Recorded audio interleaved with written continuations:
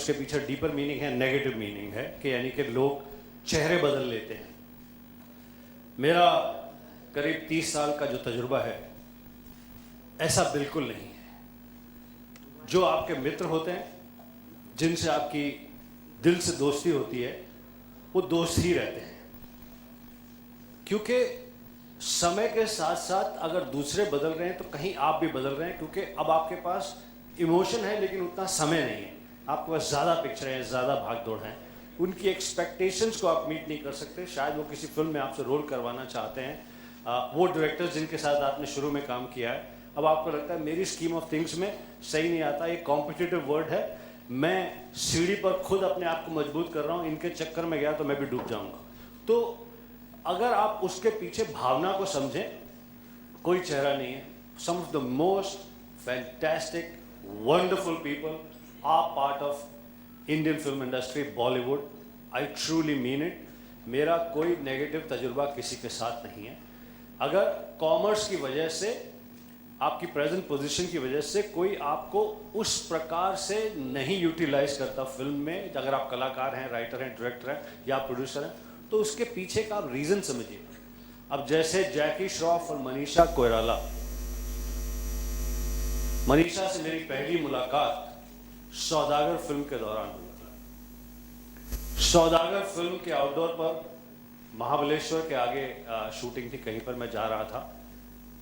मैं successful star था, Ram Lakhan badman आप देख चुके थे उससे पहले। तो मुझे प्रोड्यूसर अशोक घई जी का फ़ोन आया कि हमारी फिल्म की हीरोइन को भी आप अपने साथ ले जाइए अपनी गाड़ी में। तो आई सेड विद प्लेजर। तो मनीषा और मैं पहली बार हमारी मुलाकात हुई यहाँ पर बम्बई में, और हम साथ साथ महाबलेश्वर गए सौदागर की शूटिंग में। नई नई लड़की फिल्मों में काम करने के लिए आई थी। वो दोस्ती आज भी वैसी है, उससे ज़्यादा बेहतर है। जैकी श्रॉफ उसकी फर्स्ट फिल्म से मेरा दोस्त है, आज भी वैसा है।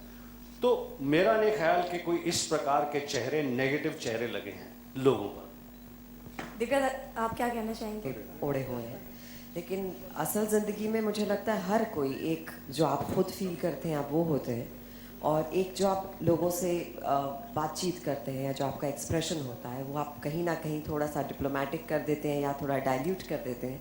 But I think we all are very sensible somewhere, we know कि आप क्या कहना चाहते हैं, लेकिन आप वर्ड्स में उसे घुमा देते हैं। लेकिन वो दुनियादारी है मुझे लगता है। लेकिन फिर भी कुछ लोग ऐसे होते हैं जो आपके दोस्त हैं, जैसा गुलशन जी ने कहा कि वो आपके तमाम उम्र दोस्त रहते हैं। सो उनके साथ वो मुखौटे, मुझे लगता है चाहे आपके बचपन के दोस्त हों, चाहे बहुत पहले से आपके दोस्त हों, सो या नए जो दोस्त बने जिनसे आपकी बहुत बन जाए, जिनके साथ आपको लगे कि मुझे कोई जज नहीं कर रहा है, सो ऑब्वियसली वो मुखौटे, वो चेहरे फिर नहीं रहते। And I don't think this is the case with just the industry, it is the case with each and every one.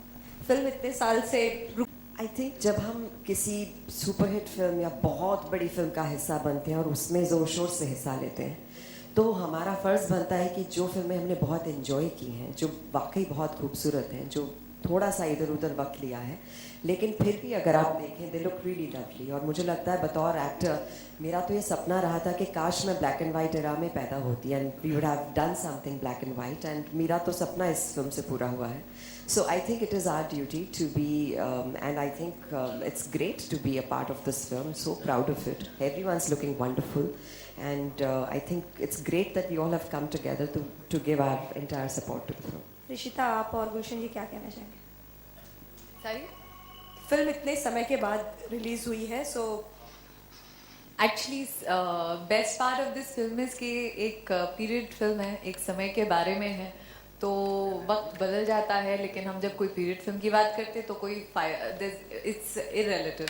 तो ये है कि मैंने जब प्रोमो देखा, फ्रैंकली मैं खुद सोच रही थी Rohit and me are like very dear friends and I adore him and respect him a lot. मगर जब मैंने फिल्म का प्रोमो देखा तो मुझे फ्रेशनेस लगी, मुझे लग रहा था कि शायद कभी कभी हो जाता है, फिल्म बहुत टाइम बाद आती है, but I think it's still intact, क्योंकि कहानी ऐसी है और लोगों को अच्छी लगेगी। एक ऐसे कोई ड्रामा नहीं है, it's a thriller and yet psychological thriller, so you gonna have fun watching it and I am sure, मुझे लगता है लोगों तक अगर आप लोग अच्छे से पहुंचा देंगे तो पक्का आप जो इतने सवाल पूछ रहे हैं आप उसे अच्छे से लिखिएगा और ज़रूर लोगों तक ले जाइएगा ताकि लोग समझें कि we really come out with something different and specially 3 women and so many wonderful men.